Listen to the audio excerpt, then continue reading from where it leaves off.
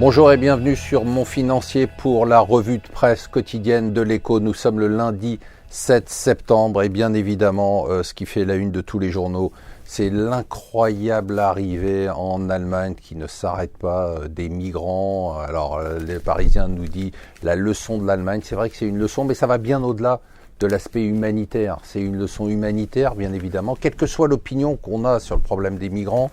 C'est aussi une leçon économique parce que c'est un pays qui a les moyens aujourd'hui d'accueillir des migrants, parce que c'est un pays qui a fait le travail, c'est un pays qui a rééquilibré ses comptes, c'est un pays qui aujourd'hui a les moyens de ses ambitions sociales et c'est aussi une leçon politique. C'est incroyable, on a perdu l'habitude d'avoir des dirigeants qui ont un vrai leadership politique. Voilà, Angela Merkel qui n'a pas attendu une photo pour prendre une décision qui n'était pas forcément populaire ni chez les politiques ni dans le peuple, mais qui a pris cette décision qui est une décision historique. Alors c'est incroyable qu'en France on continue à ignorer le modèle allemand alors qu'à nos frontières on a un modèle qu'on pourrait tout simplement appliquer. Les marchés très nerveux vendredi après les chiffres de l'emploi américain qui étaient extrêmement bons. Là encore, quelque chose me frappe. 5,1%, c'est le chiffre le plus bas de taux de chômage aux États-Unis. On n'avait pas vu ça depuis 2008. On est proche du plein emploi. C'est exactement la moitié du taux de chômage français. Alors je sais que c'est pas comparable,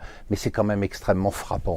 Le G20 s'est réuni à Ankara, en Turquie, ce week-end pour dire qu'il fallait arrêter de faire baisser ces monnaies pour essayer d'être plus compétitif. Le problème, c'est que ce ne sont pas des dévaluations qui sont voulues, sauf pour la Chine. Ce sont des dévaluations qui sont subies parce que la situation des pays émergents est extrêmement mauvaise. Alors le Wall Street Journal nous dit ça va être compliqué pour la Fed, on le sait, avec ces chiffres de l'emploi qui sont à la fois très bons et donc elle va devoir monter ses taux normalement, mais d'un autre côté il y a la crise chinoise. Enfin, vous connaissez l'histoire.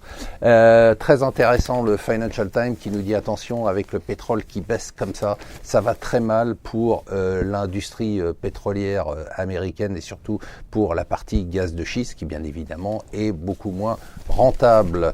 Ça sera mercredi, encore une fois, le nouvel iPhone, le 6S et puis surtout, paraît-il, une nouvelle révolution du côté de l'Apple TV. L'Apple TV, on rappelle quand même que c'est un des rares échecs d'Apple jusqu'à présent.